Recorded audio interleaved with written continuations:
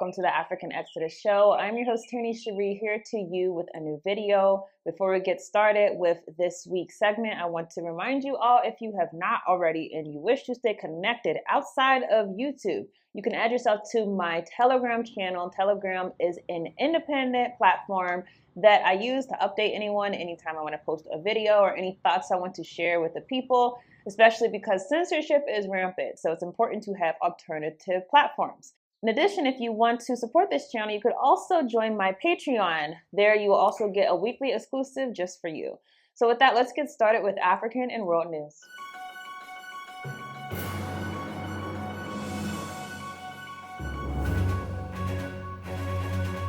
A Kenya court has suspended privatization of 11 companies. A court has suspended a privatization of 11 companies that were state-owned in Kenya, including the National Oil and Gas Company, following an appeal by main opposition party, a court source said. According to the main opposition leader, Raila Odinga, the sale of the state's holdings should be the subject of a referendum because of the strategic importance of the companies concerned in this country, the economic powerhouses of East Africa.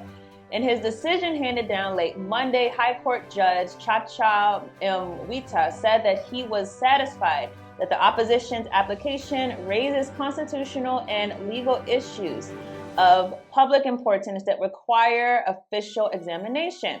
On November 27th, the Kenyan government announced the sale of stakes in 11 public companies in order to replenish the state coffers at a time when tax revenues are falling short of its targets.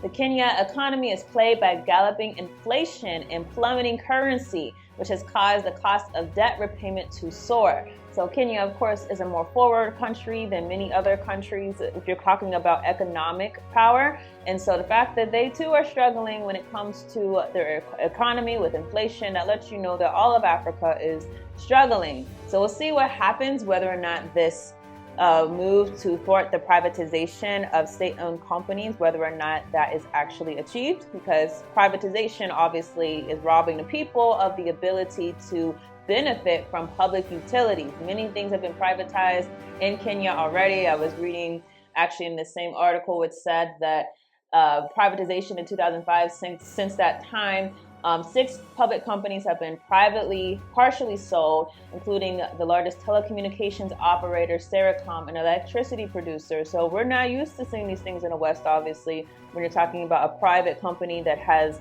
no authority, no overreach as far as the government, no direct overreach, being the one who runs our electric or our water. But whenever it comes to many African countries and struggling countries around the world, particularly when the IMF or the World Trade Organization gets involved in their economies and tells them how to reorganize, then you see privatization being something that's common even with a public utility. So we'll see what happens with this move. There's been a new treaty that's been signed to send asylum seekers in the UK to Rwanda. This is 3 weeks after the rejection of a previous project. London and Kigali signed a new treaty in Rwanda on Tuesday aimed at resurrecting a controversial agreement to deport migrants arriving illegally in the UK to the East African country. The new agreement was signed at Kigali, the Rwandan capital, by British Home Security Secretary James Cleverly and Rwanda Foreign Minister Vincent Biruta. We have pursued this partnership with the UK because we believe we have a role to play in this illegal immigration crisis, Biruta assured a press conference when James Cleverly declared that he had immense admiration for the Rwandan government, which has received a lot of criticism. The new treaty responds directly to the findings of the Supreme Court and presents a new long-term solution, says the British Home Office in a statement.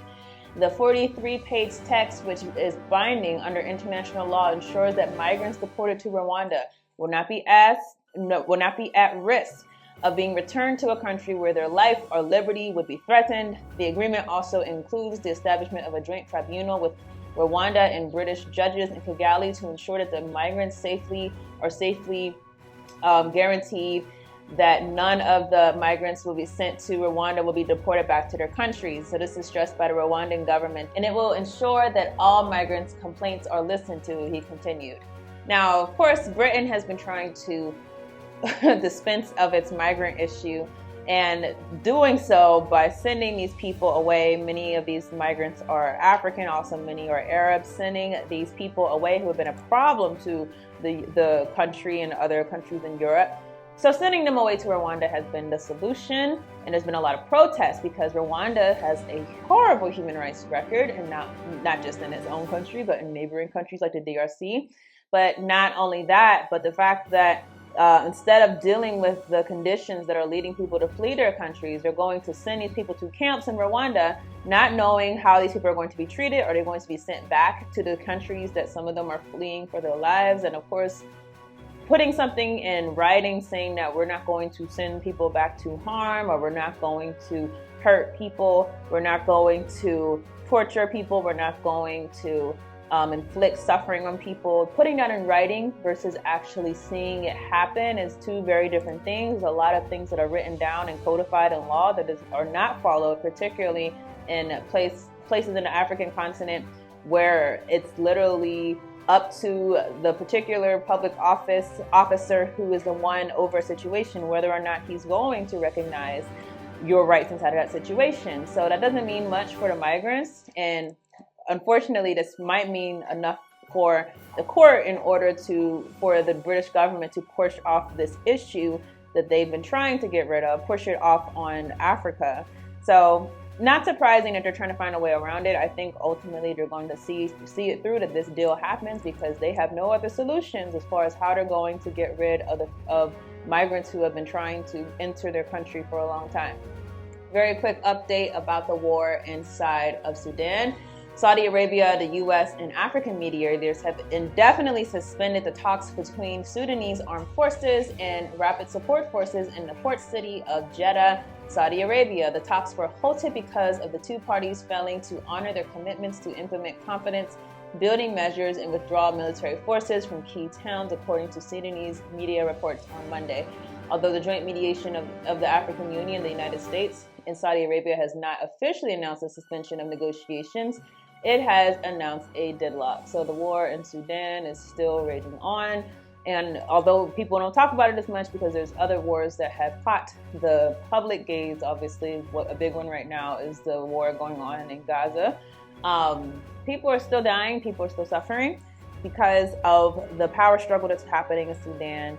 And unfortunately, we rely on mediators like the United States and Saudi Arabia, who have no true sincere interest in the upliftment of the masses. They only have a sincere interest in their own economic solidification inside of the region. And so we know how these types of negotiations go anyways. This is just a horrific story out of Nigeria. An army drone strike kills 85 civilians at a Muslim festival. An army drone strike accidentally, emphasize this is an accident. They accidentally hit a village in northwestern Nigeria, killing dozens of civilians celebrating a Muslim festival, local authorities, the military, and a resident said on Monday. Nigeria's armed forces often rely on airstrikes in their battle against so-called bandit militias in the northwest and northeast of the country, where jihadists have been waging a 14-year conflict. Muslim faithful observers of Maulud were mistakenly killed and many others injured following a military drone attack targeting terrorists and bandits, said Kaduna State Governor Uba Sani. He said that they're ordering an investigation. We buried 85 people that were killed in the bomb attacks, said a resident Idris Dahiri, whose relatives were among the dead. He said more than 60 injured people were being treated in hospitals. I was inside the house when the first bomb was dropped. We rushed to the scene to help those affected, and then the second bomb was dropped. The amount of negligence, not just one bomb, 2 bombs going off accidentally. My aunt, my brother's wife, her 6 children, wives of my 4 brothers were among the dead. My elder brother's family are all dead, except his infant child who survived. So like I said, the amount of negligence when it comes to some of these military forces. And the sad thing is, because there's no real accountability, when things like this happen, they go away over time because there's something else that's going to happen that's probably even worse. So this is a very sad situation when you have not just one accidental drone strike is appalling enough, but 2 you know, how quickly did you need to realize that you were hitting civilians? And so never feel safe, you know, when it comes to the mass shipments of these military equipment being sent into your country, to African countries. Never feel safe with that being an arrangement. These are things that are put inside of the hands of people who have many times no accountability when things go wrong. And when you don't have accountability when things go wrong, you better be sure that people are going to feel less angst about making the correct decision, you know, whether they're going to think twice, 3 times before they hit a target, not knowing that it's a civilian target. So not having accountability means that these things unfortunately happen throughout the African continent. And lastly, Sierra Leone, you have 57 arrests after the attempted coup. The Sierra Leone government announced on Monday new arrests in connection with the November 26 coup attempt, bringing it to 57, the number of people who are arrested since these events. The vast majority of them are military personnel. The latest figures published on November 28th showed 14 people were arrested, including 13 soldiers and 1 civilian. 57 people have been arrested since the failed coup, including 43 during the last weekend, declared the deputy minister in charge of information, Yusuf Kakatoma Sandi, on the state radio without specifying the location and circumstances of these arrests. These 57 people, 37 of whom were soldiers, 10 of whom were civilians, 4 soldiers dismissed from the army, 5 active police officers, and 1 retired, detailed Mr. Sandy. The name of the leaders of the coup has not been disclosed. So as I said last week, we're still waiting for more details. Not a lot has come out, but 37 soldiers. We know this is going to be a military coup. 10 civilians, some police officers. This was going to be a military coup. And so that means who was the one organizing it, who was the one who was gathering these folks. Those are all the questions that are left on the table. But we still have to wait for more information, and we will talk, I'm sure, about who was behind this coup inside of Sierra Leone. Okay, everyone, this might be a controversial one because many people have issues when it comes to holding historical figures accountable for their legacy and also the decisions that they were making whenever they were in a position to be impactful.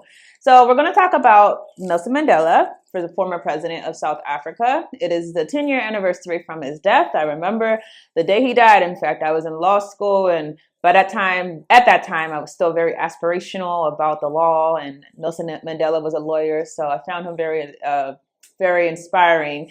So I remember the day that he died. Since then, I've learned a number of things about him, and I want to pose a question. We're going to deal with it in multiple ways. The question is, was Nelson Mandela a sellout? And many people have echoed a sentiment that says, yes, he's a sellout. Many people, on the other hand, have echoed a sentiment saying, no, you can't look at someone to be perfect. You can't analyze someone when you weren't there for apartheid. You didn't see the violence of apartheid. You didn't see the people who were getting shot at, the people who were disappeared. I mean, the disappearances is just a whole nother issue in itself of what happened during apartheid. You didn't see what the people were struggling in, no conditions the people were living in. So you can't judge apartheid.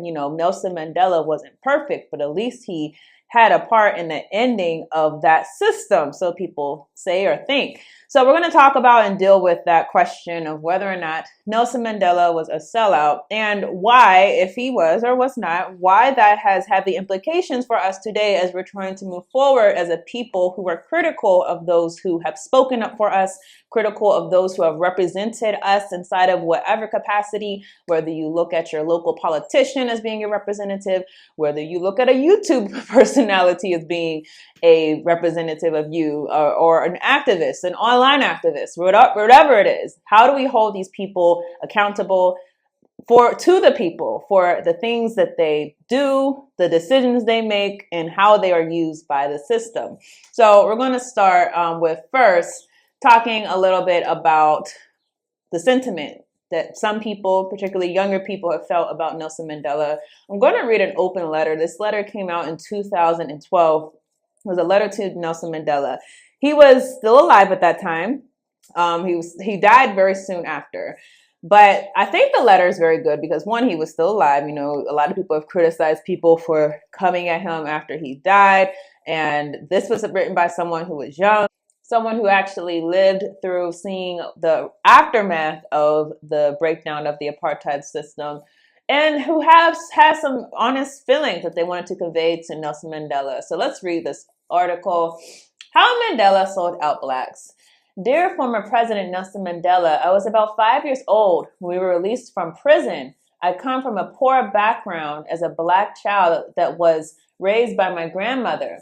In 1994, South Africa had its first democratic elections. I remember people around me, including my grandma, were excited to vote for you and the ANC government. Sadly, my grandma passed away before she could vote at the beginning of April in 1994. I've read that according to aged ANC veterans, Tambo seemed disturbed about senior members of the leadership, including you, who have compromised the organization, being the ANC. In 1990, before you were released from prison, you assured your supporters that the nationalization of mines, banks, and minerals were on the cards. That belief had formed the core doctrine of the ANC and was enshrined in a document known as the Freedom Charter. The national wealth of our country, the heritage of South Africans, shall be restored to the people. The mineral wealth beneath the soil, the banks and monopoly industries shall be transferred to the ownership of the people as a whole.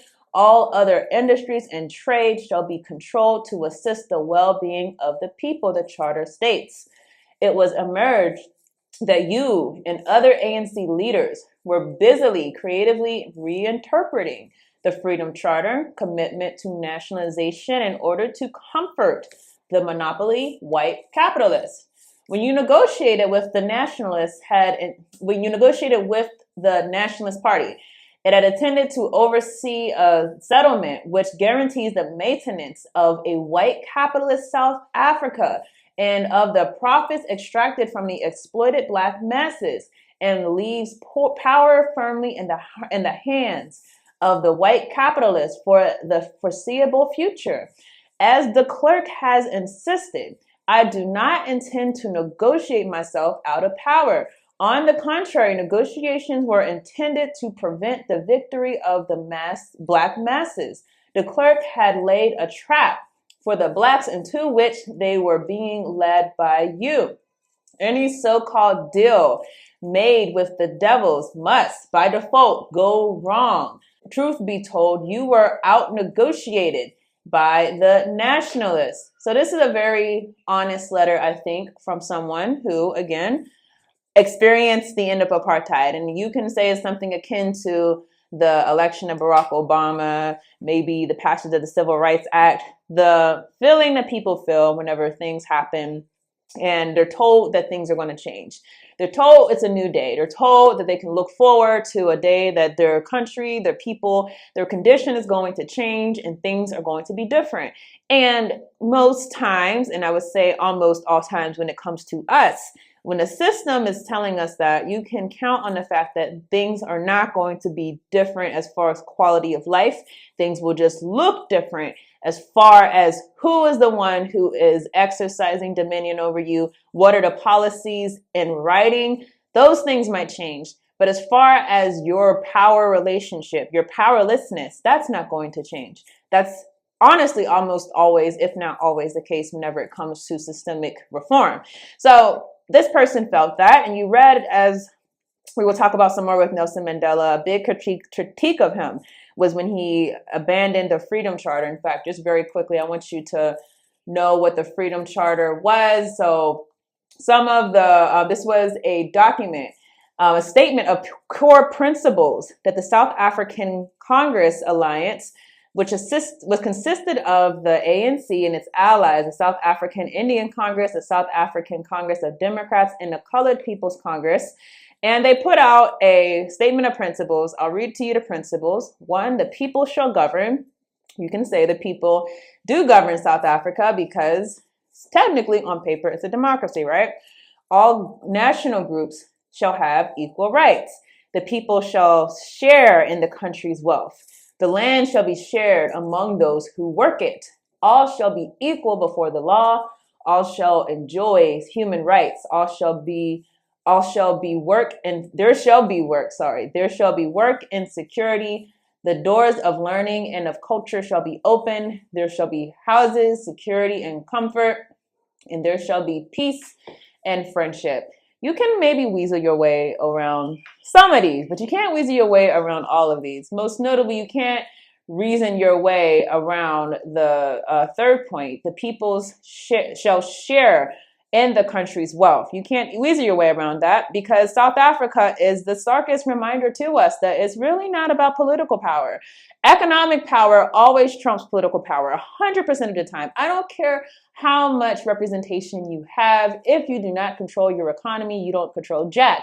And on the flip side, whoever is controlling the economy is controlling the politics. This is something that is consistent in history. So when you understand that this is the same thing, by the way, we deal with all over the diaspora. We dealt with it in the Americas. America and South Africa are cousins whenever you look at the freedom struggle.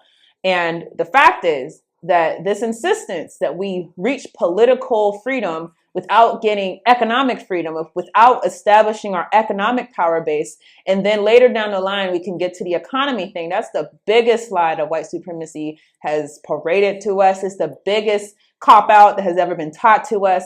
It's just a blatant lie. The people who are telling you that you can focus on politics and economy later are the people who control the economy. And guess what they're going to be doing while you're so focused on politics and voting and going out to march and going out to vote and casting your vote and having your voting sticker? While you're talking about all those things, they're putting money into the politicians. So you can even get your grassroots politician into the Congress, into local assemblies, whatever. You can get them in there, but guess what's going to happen? This person who was paid for, received millions and sometimes of contributions from a particular donor, don't think that person's going to have the same energy towards their platform that they originally had before they were corrupted by the money. So that's why they want you to focus on politics. They say you focus on the politics, we'll focus on the economy. It's always never a good idea to listen to someone who has economic power about what you should do to change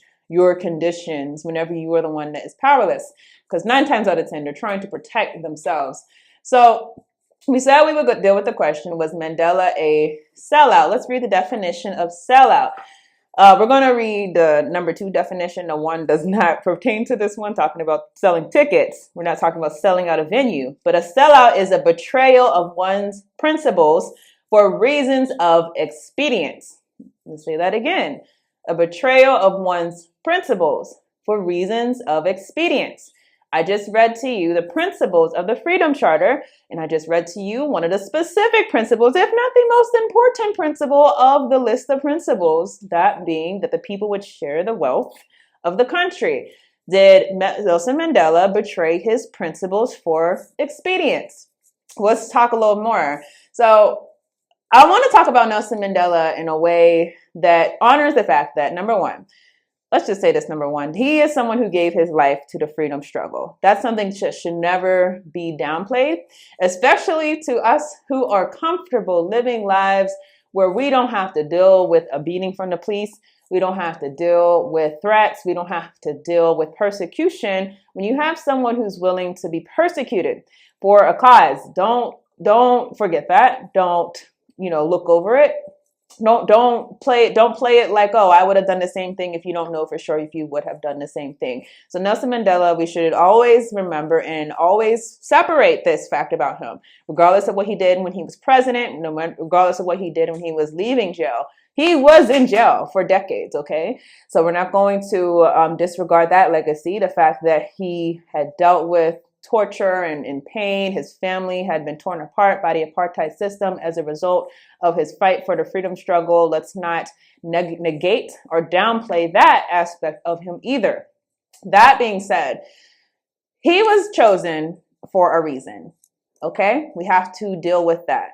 No matter how he ended up in prison, the question was he chosen to be the person that went into prison, meaning the person who was involved with some called him a terrorist, some people said that, but person who was involved with things like blowing up public buildings and things like that, was he brought out of prison to be the same person who was put into prison or to be someone else? Would he have been chosen for the role that he was chosen for if he was that same person that initially went to the prison and was considered an international terrorist? If he was still that person, would he have been brought out of prison, and would he have been the person negotiating for the freedom of South Africa? Now, common sense says no, he was not chosen to be the person who he was when he went into prison. And how they knew or that he had a change of heart, I mean, Nelson Mandela, to me, he is definitely someone who forgiveness was definitely a part of his DNA, but also a gullible forgiveness, because forgiveness in that I'm going to overlook the situation of my people who have suffered in order to look for what you're talking about, a day of reconciliation, where we don't deal with the trauma and the suffering that led to my people being in a condition that they were in. You know, that's a forgiveness that we can say is gullible. Nelson Mandela was chosen. I say that to say that if we understand there's a certain class of people internationally who've been chosen out of the Black community, who are chosen to be our voices, chosen to stand in positions of power, chosen to have visibility. And if you are not willing to follow the script given to you by the powerful, you will not be one of those chosen. Okay, you only get chosen when you follow the script. When you stop following the script, then you start seeing other things happen. For example, when did Dr. King become a problem? Because Dr. King initially was chosen. He initially was a very different person than he was when he died. When he stopped following that script, he became disposable. He became a target. So understand, following the script is a prerequisite for being chosen by the system. So of course we have to talk a little bit about the Boule, and I also want to talk about some affiliations that Nelson Mandela actually had. Now we're going to read from an article, and by the way, if you're in my Patreon group, I always send all the articles to my followers there. If you've never heard of the Boule, that's probably because it's by design. Officially known as Sigma Pi Phi, the Boule was founded in Philadelphia, Pennsylvania in 1904 by Henry McKee Minton and 5 of his colleagues. Among the group were doctors, dentists, and pharmacists in the nation's first Black Greek organization. Before becoming exposed to the general public by various individuals in the 90s and 2000s, the Boule was on par with white organizations like Skull and Bones. People knew they existed, but couldn't really prove it. Meaning the Council of Chiefs, or advisor to kings in Greek, the Boule was for much of its existence an elite, invitation-only secret society for Black men of high regard. Members are chosen on their professional accomplishments and community standing. It is considered the father of the Greek letter organizations that make up the Divine Nine. And in a 2011 interview, political researcher and speaker Steve Coakley called the Boule an illegal criminal enterprise full of Black complicity in the centralization of worldwide power for the New World Order. Coakley accused the Boule of being in cahoots with white power structures to keep wealth and power to a limited and very small part of the population. In page 28 of its first Boule history book, it's noted that it wanted to be like Skull and Bones of Yale. Those societies in the Boule tend to make up an aristocracy in terms of deputizing 10% of the population to assure that 90% never catch on. That's according to Steve Coakley. So I want you to think about Nelson Mandela again. Think about what his position was when it was. So he was in a position at that particular point when he was negotiating what the country of South Africa was going to look like, how the economy was going to look. Him and a number of other ANC leaders were negotiating who was going to have power, whether or not the Black masses would be able to be economically in a position after being released from the prison of apartheid, whether they would have economic power, control over the mines, control over the land, control over the resources. So he was in that position to negotiate that. What would it have meant to the world had South Africans, all of the people, particularly the majority of the people who we know are Black Africans, What would it have meant if those people had control over the rich mines of South Africa, the rich resources? What would it have meant at that moment to the people? Well, it would have meant an economic liberation, particularly if it was done in an organized manner, particularly if the people were able to have a real say in the resources that their country was rich in. It would have meant a game changer for the African continent, particularly when you consider the fact that this is a continent that was still trying to decolonize. It would have been a game changer to have had the richest African country have full control handed over to the people, the majority of the people. And this is something that we wanted to see happen for a long time. We got to see a great attempt at it when it came to Zimbabwe and the land reform. But this would have been different had it been done in a way where the people would have been able to demand access and control of their own mines and institutions and land. That would have been very different. So I only say that to say, when you consider what was on the table, Black power was on the table, economic power, being a power force was on the table when Nelson Mandela was negotiating. So consider this and consider the Boule again. We're going to talk about what the Boule did to Marcus Garvey, something that is well known by people who follow Coakley. The Boule really was an invention, some people say, with a direct purpose to target people like Marcus Garvey. So we're going to read through this article. It says, it is documented that Du Bois, W.E.B. Du Bois, the founding member of the New York City chapter of the Black Boule, once said, the Boule was created to keep the Black professional away from Marcus Garvey. Let's just say that again. W.E.B. Du Bois, some people find him beloved. He said out of his own mouth that the Boule was literally created to keep people away from Marcus Garvey. Why?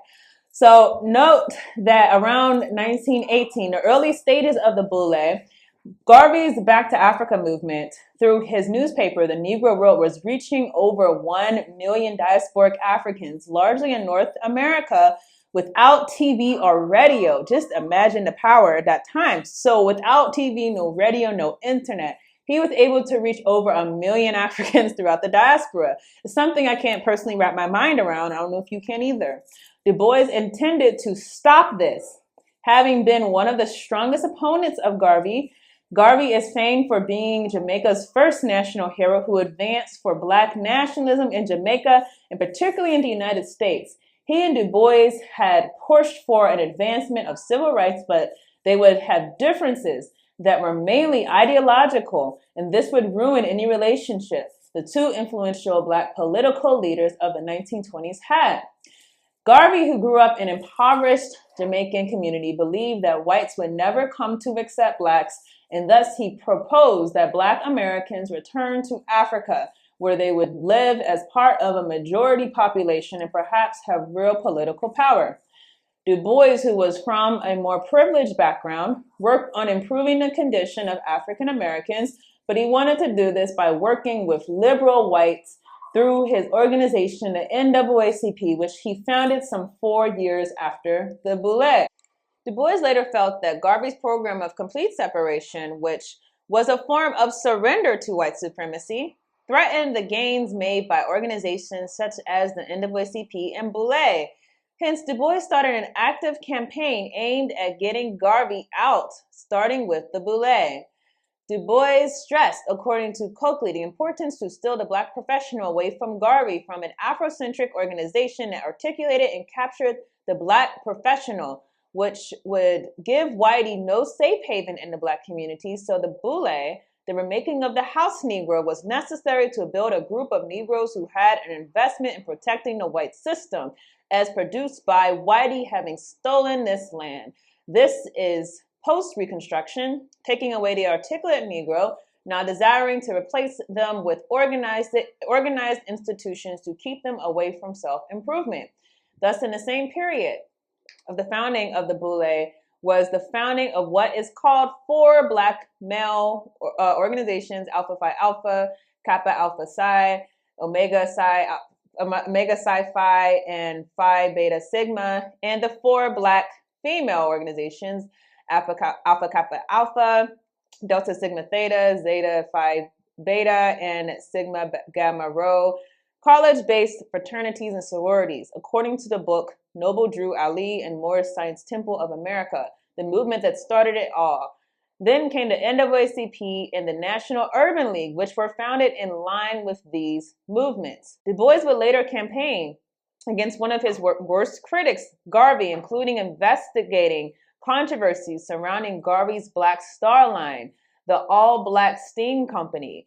In the long run, Garvey was accused of running the company into liquidation, and he was quickly convicted. So we see right now that the Boule, who is a secret organization, secret society organization, what its aim was and is to do is to ensure that Africans who are looking to separate from the system, to improve themselves by themselves without the help of a white master, to attain power, those Africans had to be controlled and done away with because they were a threat to this idea of a non-racial society or of an integrated society. The idea of having Black people and white people being able to come together, to do things together, to work the political processes together. They were a threat to that idea. We'll talk separately about the fact that that entire idea that white people actually wanted to have equality obviously has been disproven. They never wanted equality. They wanted you to play a certain position inside of their world, but their world was going to stay their world. You never hear of a Security Council saying we want equality with the other countries of the world. We wanted equality with Africans being able to have nuclear weapons. They don't want equality, but they want you to play a part in their world. So keeping in mind that that was the purpose of this secret society, the Boule, we have to take into account the fact that Nelson Mandela, was a member of a secret society himself. Now, we don't know details of this. We don't know when he started being a member. We don't know any details as far as when he first was brought into the organization. But we do know that he was a member of the order known as the Knights of the Order of St. John. This is a part of the Knights of Malta. So I'm going to read to you just a little bit about this organization so that you understand that this is a secret society. This is a Freemasonic organization. This is one that was of people of more prominence. So even not your local Freemason lodge. These are the upper echelon Freemasons inside of this organization. So actually, it's interesting. On their site, they have a quote from Nelson Mandela where he says, St. John's focuses on healthcare, especially amongst the people of the poorest of the poor, and its capacity to tap the generous and caring human impulses give it a special place in our hearts. So this is what Nelson Mandela said. It's important to note that when it comes to Freemasons, they constantly try to use their charities as being a mask for why they're actually in the organization. They are charitable organizations to the lay people, but to the people who are of higher degrees. Those people have, some have actually revealed those higher degrees are actually not about charity, but they're about power and they're about control of a elite inside of the world over the entire world system. So entry into the order is by invitation only. What do we say about the Boule? Invitation only. Invitation only, and is subject to the sanction of the High Majesty, the King, and recognition of the achievements towards our mission and values, but also in the expectation of future involvement and contribution. So the King, being King Charles, obviously, is the one who's actually giving you permission to join this organization.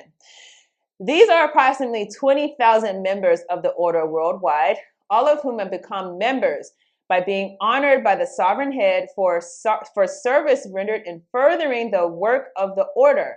Although our order is founded on Christian principles, membership is not exclusively Christian, and our members come from all faiths. Members are admitted and promoted in 5 grades, from the member officer, commander, knights, dames to bailiff, dames, and goes on and on to their different positions. Now it notes that here are the people who have been a member of this secret society: Nelson Mandela, Queen Nora of Jordan, Desmond Tutu, Margaret Thatcher, Douglas Fairbanks, Barbara Cartland, Adwana Mountbatten, and Christopher Lee. Members of the British royal family who are members of our order include the Duke of Gloucester, don't know what that is, our Grand Prior, the Duchess of Gloucester, and the Princess Royal of the Countess of Wessex.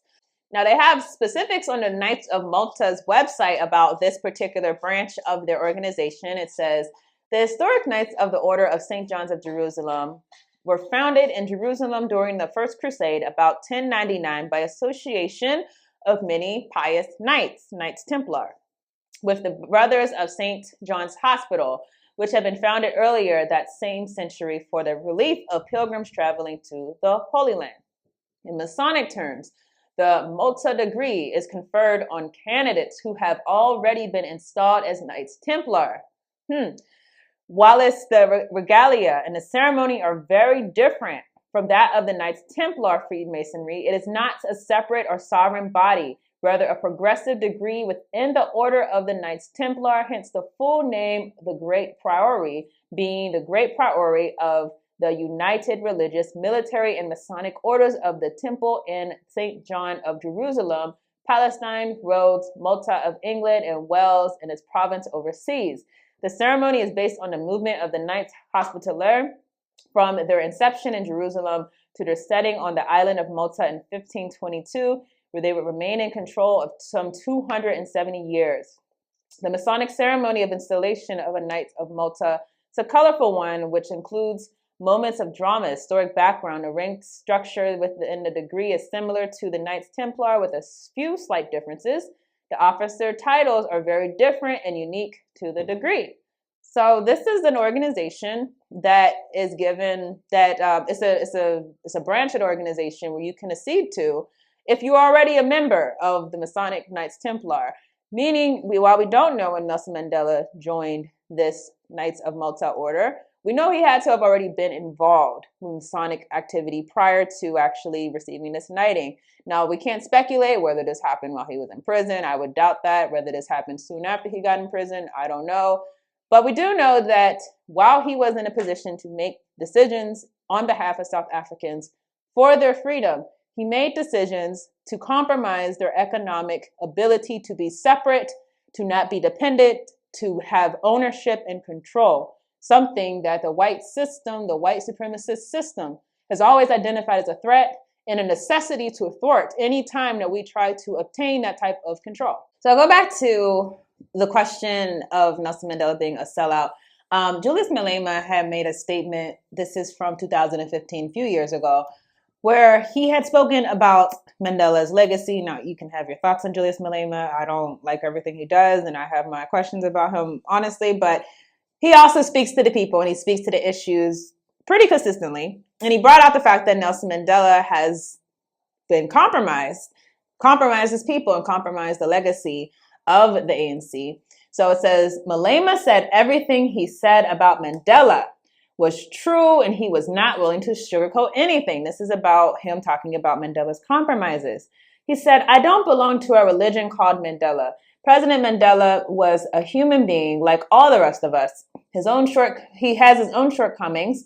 His legacy and his contribution to the struggle will be a permanent subject of critique in South African politics. If you don't want to vote for me because I'm critiquing Mandela, then you want to live a lie. Give your vote to those who live a lie. I don't live a lie. Malema told Oxford Union in the UK that Mandela had turned his back on parts of the revolution after being released from prison. The deviation from the Freedom Charter was the beginning of selling out the revolution. But why did Mandela sell out the Freedom Charter? When Mandela returned from prison, he got separated with Winnie Mandela and went to stay in the house of the rich white men. He was looked after by the Oppenheimers. So this goes back to the reality that Nelson Mandela, whenever he left prison, he was put in a situation where he was going to be the decision maker for a government. By the way, I never understood why he got to be the decision maker to begin with, or the negotiator. Was he elected to be the negotiator? Why wasn't other people in the ANC included? Why wasn't this a collective decision? Why wasn't it the case that the revolution was won, by the people and then a negotiation happened? Because obviously the terms would have been different. But he was chosen as a negotiator in order to quell the opposition to white rule, right? And he made a number of concessions. And the concessions cost people dearly. I talked about the horrors of apartheid that many of us will never have to see. There are other horrors, though, and there are horrors post-apartheid. And I don't know if the horrors post-apartheid, when you look at the murder rate in South Africa, when you look at the slums in South Africa, when you look at the desperate position that many people are in South Africa, when you look at that compared to apartheid, it might not be as in your face, but the violence is still there. It's just not the white person pulling the trigger. Many times it's our own people pulling the trigger. The landlessness is still there. The rights to nothing, the rights to having no land, that's still there. So are we in a better position? And if you think about why they decided to negotiate in the end, it was because they wanted to quell the opposition to the white rule of the economy, because the Black liberation movement was making strides. And they knew that they had to do something in order to switch modes. They were okay handing over political power so long as they got to keep the economic power. Although this is called a negotiation, understand economic power was never on the table as far as the white capitalists. That was never, ever going to be a concession of any type of negotiations on their part. So the same way you can't negotiate your way to freedom. You can't negotiate your way out of poverty. You can't negotiate your way out of powerlessness. Why was Nelson Mandela there to negotiate with the oppressors to begin with? Now, I leave open the fact that I don't believe Nelson Mandela actively wanted to betray the people. I honestly believe that he probably thought that these white people who treated him well, took him out to dinners and all these things and gave him a place to stay, I think he probably thought that these people are not as bad as I thought, or they have good in their heart, or they mean well. I honestly think he thought that. But that doesn't take away the fact that he's still a sellout. Because as we say, selling out is not about what your heart is. It doesn't matter. You can have the heart that, this is going to be for the good of everyone. Selling out is still on its basis. Did you betray your principles for expediency? And if you think that he did not think to himself that if we do not negotiate to ensure that the people of South Africa have power over the economy, that these people are going to run away with that power, if you think that was never spoken of or never thought of, you're being very gullible. Of course that was thought of. Of course that was something that was close to the heart of the ANC initially. So the idea that that was never something that he thought was necessary, I think is foolish. So did he betray his principles for expediency? He wanted the violence to end, I'm sure. He wanted for there to be unification, I'm sure. He wanted to see a day where the deaths were not so rampant. And because of that, for the expediency of the moment, he betrayed the principles. But that is a sellout. So that's my answer as far as Nelson Mandela's legacy. So with that, I thank you all for watching. I definitely want to hear your thoughts and your opinions, and I will see you all in the next we have now stepped forward to have a discussion about the black male secret society known as Sigma Pi Phi, acronym the Boule, B-O-U-L-E. Much of our black press, as much as we like it, has not been honest in talking about this group of black men who they respected very highly and never speak negatively against it. We also know that we've had many black people who've been a member of it and have never ever broken the code or the creed and spoken to one who was a non-member. So they pledge and swear that their goal is to represent you. You will have a hard time believing it when they don't even seek to let you know that they who help you are. And so, in July 17th, 1990, July 18th, 1990, the Los Angeles Times did a front page story on the left column about elite fraternity of black men. Excuse me, brother. I should be on. I saw that one get away. I'm just shaming myself. I stand back here. This elite fraternity of black men were described in the article as being influential, as being somewhat like Skull and Bones at Yale, And as it said these things, I was a little in awe, as the others, brothers in African Minds United and the Coalition Against Black Exploitation, as we all were intrigued by the fact that this group of men could have been in existence and we not know about them. And even other brothers and sisters. I remember talking to a brother who had been National Executive Secretary of Sigma, Phi Beta Sigma, been in fraternity land 37 years, had heard nothing of the Boule ever, though its founder had been a member. And so, as we began to talk about it with other people around the country, we began to realize that people didn't know about it. How you doing, Brother Warren?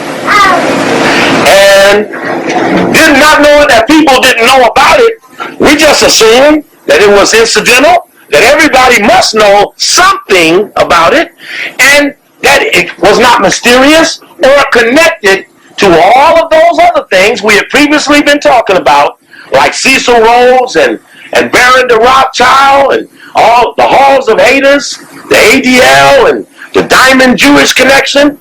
We've been talking about the Trilateral Commission, who is responsible for this economic summit that you'll be seeing on TV the next 3-4 days. You need to know that. Anybody? Carl Rowan came on the radio right here in LA.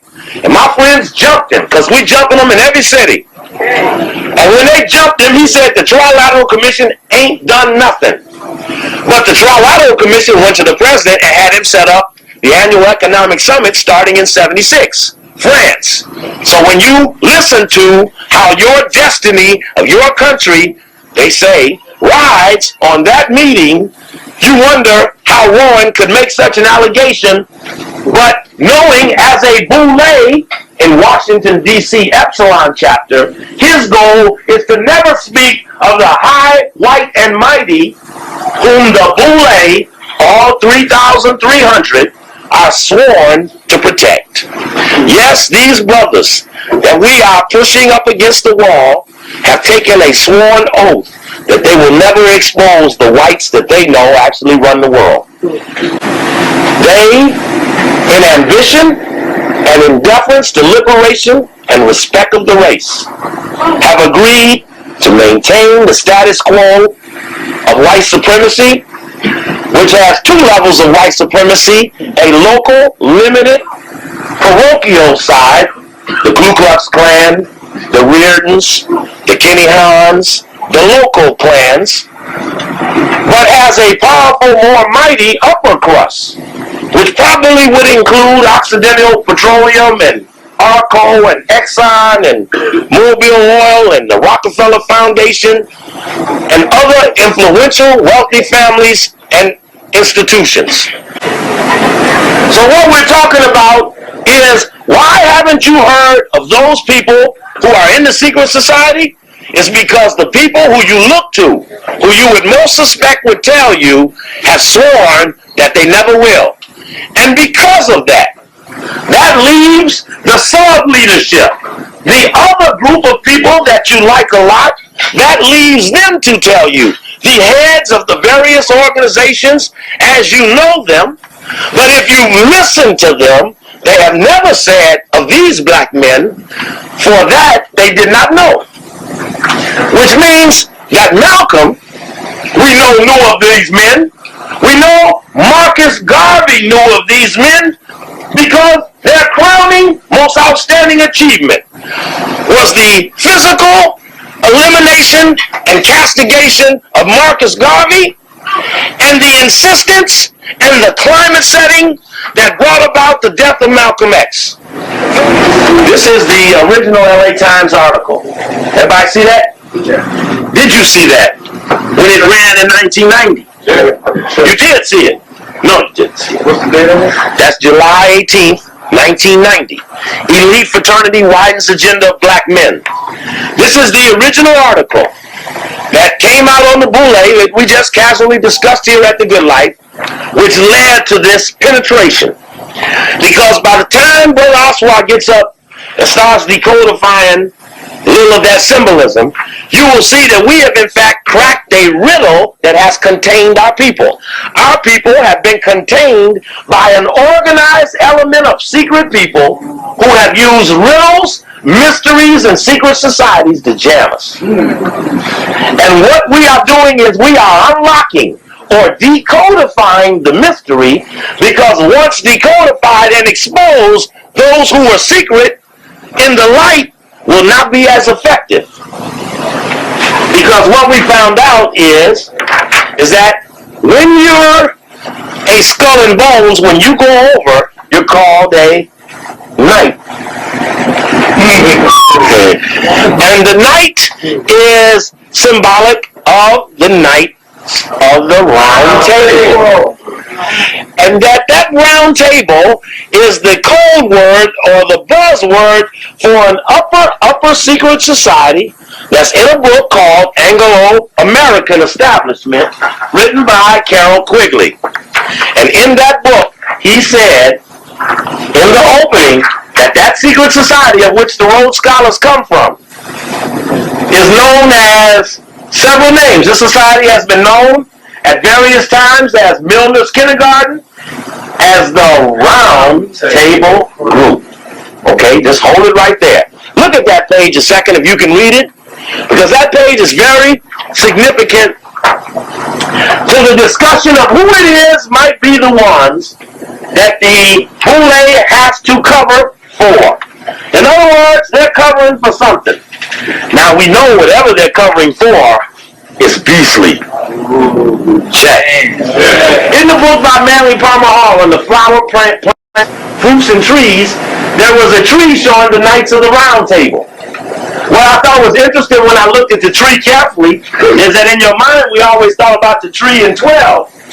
But if you look carefully, it says the tree of the Knights of the Round Table, you find out that there are 1 knight, 2 knights, 3 knights, 4 knights, 5 knights, 6 knights, 7 knights, 8 knights, 9 knights.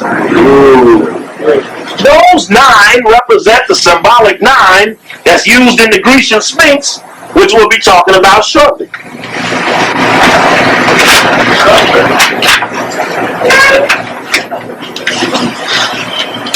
Now we're going to show from that eulogy of Charles Wesley's. In that same book, that same night, we found this in tribute to Wesley. Look carefully at the wordage. I'll give you a second to read it. Table round. You find that for some reason they take Alfred Lord Tennyson and put him on the left side and put Wesley on the right side. The only thing is similar in both discussions is the damn word round table. Model for a mighty world. What's that in the man's hand?